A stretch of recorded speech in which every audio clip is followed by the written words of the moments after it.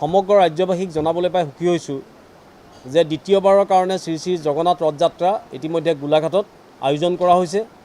আৰু 7 জুলাই অৰ্থাৎ কাইলৈৰ পৰা আমাৰ শ্ৰী শ্ৰী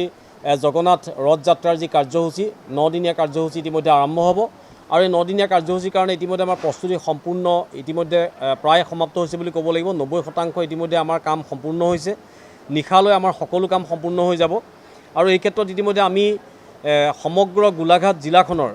প্ৰায় 25-30 হাজাৰ ভক্তই কাইলৈ আমাৰ ৰথযাত্ৰাৰ প্ৰথম যি কাৰ্যসূচী সেই কাৰ্যসূচীত অংশগ্ৰহণ কৰিব গতিকে গোলাঘাটৰ সকলো ৰাইজক মই আহ্বান জনাইছোঁ যে আপোনালোক সকলো আহক আৰু সকলোৱে শান্তি সম্প্ৰীতি বজাই ৰাখি আমাৰ মহাপ্ৰভু শ্ৰী শ্ৰী জগন্নাথ ৰথযাত্ৰাত সকলোৱে অংশগ্ৰহণ কৰক আৰু আমাৰ এই মহান যি উদ্দেশ্য এই উদ্দেশ্য যাতে আমি সফল হ'ব পাৰোঁ তাৰ কাৰণে মই সকলো ৰাইজক আহ্বান জনাইছোঁ ইতিমধ্যে আমি জনাইছোঁ যে আপোনালোকক আমি জনাইছোঁ যে কাইলৈ যিটো 7 জুলাইত ইতিমধ্যে সমগ্ৰ দেশ তথা সমগ্ৰ বিশ্বত ইতিমধ্যে ৰথযাত্ৰাৰ কাৰ্যসূচী চলিব ঠিক একে সময়তে আমাৰ গোলাঘাটতো ৰথযাত্ৰাৰ কাৰ্যসূচী আৰম্ভ হ'ব ৰথযাত্ৰাৰ যি আমাৰ কাৰ্যসূচী চলিব সেই কাৰ্যসূচী চলিব বিবেকানন্দ সংঘ মন্দিৰ প্ৰাংগণত আমাৰ ইয়াত 8 দিনীয়া কাৰ্যসূচী চলিব কিন্তু কাইলৈ যিটো আমাৰ প্ৰথম ৰথযাত্ৰা আৰম্ভ হ'ব সেই ৰথযাত্ৰা আৰম্ভ হ'ব ধুবৰনগৰৰ জিমখানাৰ সমীপৰ পৰা আৰম্ভ হ'ব বেঙেনাখোৱা সুভাষ কলনী বিবেকানন্দ মন্দিৰ প্ৰাংগণলৈ আৰু ঠিক একেদৰে আমাৰ ইয়াত যেতিয়া 8 দিন পূজা অৰ্চনা চলিব জগন্নাথৰ পূজা অৰ্চনা শেষ হোৱাৰ পিছত পুনৰ আমাৰ উভতনি যাত্ৰা আৰম্ভ হ'ব আৰু উভতনি যাত্ৰাও ঠিক আমাৰ বিবেকানন্দ বেঙেনাখোৱা সুভাষ কলনী বিবেকানন্দ সংঘ মন্দিৰৰ পৰা পুনৰ গোলাঘাট নগৰৰ মাজেৰে ধ্ৰুৱনগৰত আকৌ আমাৰ সামৰণি পৰিব গতিকে কালিলৈ অনুষ্ঠিত হ'ব লগা আমাৰ ৰথযাত্ৰা কাৰ্যসূচীত আমি দিনৰ 2 বজাত বিয়লি 2 বজাত আমি ৰথযাত্ৰাৰ কাৰ্যসূচী আৰম্ভ কৰিম যি আমাৰ ধ্ৰুৱনগৰৰ জিমখানা আছে জিমখানাৰ সমীপৰ পৰা ইতিমধ্যে আমাৰ এই কাৰ্যসূচী আৰম্ভ হ'ব গতিকে সকলো ভকতক বৈষ্ণৱক আমি সেই স্থানলৈ আমি নিমন্ত্ৰণ জনাইছোঁ আমি পুৱা আমাৰ যি নিৰ্ধাৰিত কাৰ্যসূচী আছে কাৰ্যসূচীসমূহ আমি সম্পন্ন কৰিব লাগিব আৰু সম্পন্ন কৰাৰ পিছত আমি ৰথযাত্ৰা কাৰ্যসূচী আৰম্ভ কৰিম 8 বজাৰ পৰা আমাৰ কাৰ্যসূচী আৰম্ভ হ'ব পতাকা উত্তোলন হ'ব ধৰ্মধ্বজা উত্তোলন হ'ব আৰু তাৰপিছত 10:30 বজাত হৰিনাম সংকীৰ্তন হ'ব তাৰপিছত ভোগ আৰতি হ'ব আৰু তাৰপিছত ৰজাৰ দ্বাৰা শ্ৰী শ্ৰী জগন্নাথ ৰথযাত্ৰাৰ শুভ উদ্বোধন হ'ব আৰু ইতিমধ্যে সেই ৰথযাত্ৰা শুভ উদ্বোধন কৰিব অপূৰ্ব বল্লভ গোস্বামী গোলাঘাটৰ এগৰাকী জ্যেষ্ঠ সাংবাদিক আৰু আমাৰ সেই ৰথযাত্ৰাৰ ফ্লেগ অফ কৰিব অসম চৰকাৰৰ এগৰাকী কেবিনেট মন্ত্ৰী তথা গোলাঘাট বিধানসভা সমষ্টিৰ বিধায়িকা অজন্তা নেওগে তেখেত আমাৰ লগত উপস্থিত থাকিব অসম চৰকাৰৰ আন এগৰাকী কেবিনেট মন্ত্ৰী তথা বোকাখাট বিধানসভা সমষ্টিৰ বিধায়ক অতুল বৰা আমাৰ লগত উপস্থিত থাকিব সৰুপথাৰ বিধানসভা সমষ্টিৰ বিধায়ক বিশ্বজিৎ ফুকন উপস্থিত থাকিব খুমটাই বিধানসভা সমষ্টিৰ বিধায়ক মৃণাল শইকীয়া আমাৰ কাৰ্যসূচীত উপস্থিত থাকিব গতিকে আমাৰ কালিলৈ অনুষ্ঠিত হ'ব লগা এই জগন্নাথ ৰথযাত্ৰাৰ কাৰ্যসূচীত ইতিমধ্যে গোলাঘাট জিলা প্ৰশাসন আৰক্ষী প্ৰশাসন আৰু ঠিক তেনেদৰে যিমানবিলাক স্বেচ্ছাসেৱী সংগঠন আছে সকলোবিলাকে দল সংগঠন পৰা আৰম্ভ কৰি সকলোৱে ইতিমধ্যে আমাক সহযোগিতা আগবঢ়াইছে গতিকে আমি সকলোলৈকে ধন্যবাদ জ্ঞাপন কৰিছোঁ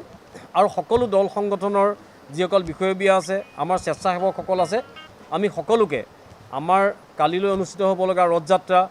7 দিন হ'বলগীয়া ইয়াত পূজা অৰ্চনা আৰু সমান্তৰালভাৱে 15 জুলাইত অনুষ্ঠিত হ'ব লগা যি ৰথৰ উভতনি যাত্ৰা এই কাৰ্যসূচী 9 দিনীয়া কাৰ্যসূচীত সকলো স্বেচ্ছাসেৱকৰ পৰা ধৰি সকলো বিষয়ববীয়াই আমাক সুন্দৰকৈ সহযোগিতা আগবঢ়াবৰ কাৰণে আমি অনুৰোধ জনাইছোঁ কোনো যাতে বিশৃংখল নহয় তাৰ প্ৰতি সকলোৱে আমাৰ দৃষ্টি ৰাখিব আৰু এনেদৰে আমাৰ এই 9 দিনীয়া কাৰ্যসূচী আমাৰ আৰম্ভ হৈ শেষ হ'ব গতিকে সকলোকে মই পুনৰ শুভেচ্ছা জনাইছোঁ আৰু ঠিক আমাৰ যিটো 15 তাৰিখৰ যিটো আমাৰ 15 জুলাই যিটো কাৰ্যসূচী সেইটো ইতিমধ্যে মই কৈছোঁৱেই ঠিক 15 জুলাই কাৰ্যসূচী আমাৰ ৰাতিপুৱা 4:30 বজাত মংগল আৰতি হ'ব পুৱা 5 বজাত তুলসী আৰতি হ'ব 5:30 বজাত জপা পৰ্ব হ'ব হৰে কৃষ্ণ মহামন্ত্ৰ জপ হ'ব 7 বজাত দৰ্শন আৰতি 8 বজাত গুৰু পূজা 9 বজাত হৰিনাম কীৰ্তন 12 বজাত ভোগ আৰতি 1 বজাত উভতনি ৰথযাত্ৰা শুভাৰম্ভণি আমাৰ এই স্থানৰ পৰাই উভতনি ৰথযাত্ৰা আৰম্ভ হ'ব 15 জুলাইত আকৌ ঠিক আমি একেটা ৰাস্তাৰে গৈ ধ্ৰুৱনগৰত শেষ কৰিম এইখিনিতে আমি আপোনালোকক এটা কথা জনাইছোঁ যে আমাৰ যিহেতু ধ্ৰুৱনগৰৰ পৰা আৰম্ভ হ'ব ধ্ৰুৱনগৰৰ পৰা আৰম্ভ হৈ আমাৰ টুকানী চাৰ্কুল আহিব টুকানী চাৰ্কুলৰ পৰা আহি আমাৰ আলুচয়া পইণ্ট পাব আলুচয়া পইণ্টৰ পৰা আমাৰ বাটা পইণ্ট পাব বাটা পইণ্টৰ পৰা পাব্লিক বাছ ষ্টেণ্ডৰ সন্মুখেৰে আহি বেজবৰুৱা পইণ্ট পাব। বেজবৰুৱা চাৰিআলিৰ পৰা আমাৰ ৰাইট ছাইডে ঘূৰি দণ্ডধৰ গাৰ্লছৰ সন্মুখেদি আমাৰ থানাৰ সন্মুখেদি থানা চাৰিআলি পাব। থানা চাৰিআলিৰ পৰা আমাৰ আকৌ লুকাবৰা কমপ্লেক্স পাব। তাৰ পৰা বেঙেনাখোৱা আহি আমাৰ যিটো ধুবি চাৰিআলি আছে, ধুবি চাৰিআলিৰ পৰা ৰথখন আমাৰ সুভাষ কলনী বিবেকানন্দ সংঘম মন্দিৰলৈ সোমাই আহিব। গতিকে এই দীঘলীয়া সময়কণ 2 বজাৰ পৰা আৰম্ভ হোৱা যি আমাৰ ৰথযাত্ৰা, এই ৰথযাত্ৰাত আমি সকলো লোকৰ অংশগ্ৰহণ বিচাৰিছোঁ আৰু সমান্তৰালভাৱে সকলোৱে নিজৰ অনুষ্ঠান ভগৱানৰ অনুষ্ঠান বুলি ভাবি আমাক সহযোগিতা আগবঢ়াব আৰু অনুষ্ঠানভাগ সফল ৰূপায়ণ হোৱাৰ ক্ষেত্ৰত সকলোৱে সম্পূৰ্ণ সহযোগিতা আগবঢ়াব। এই ক্ষেত্ৰত বিদ্যুৎ বিভাগক আমি ধন্যবাদ জনাইছোঁ। তেখেতসকলে ইতিমধ্যে সকলোখিনি দিশ চোৱা চিতা কৰিছে আৰু কালিলৈ ৰথযাত্ৰা আৰম্ভ হোৱাৰ পৰা শেষ হোৱালৈকে গোলাঘাট নগৰখনৰ বিদ্যুৎ কৰ্তন কৰা হ'ব। সেই কথাটো আমি আজি অৱগত কৰিছোঁ। যিহেতু ৰথযাত্ৰা আৰম্ভ হ'ব, গতিকে এই ক্ষেত্ৰত হয়তো কিবা অসুবিধা হ'ব পাৰে। গতিকে এই ক্ষেত্ৰত আমি বিদ্যুৎ বিভাগৰ লগত কথা পাতি ৰথ যাত্ৰাৰ সময়কণত বিদ্যুৎ কৰ্তন কৰা হ'ব, সেই কথা আমি জনাইছোঁ। আৰু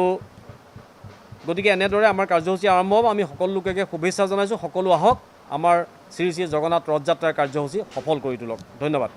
যিকোনো খবৰৰ বাবে যোগাযোগ কৰক আমাৰ এই নম্বৰত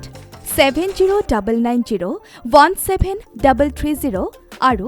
7099017110।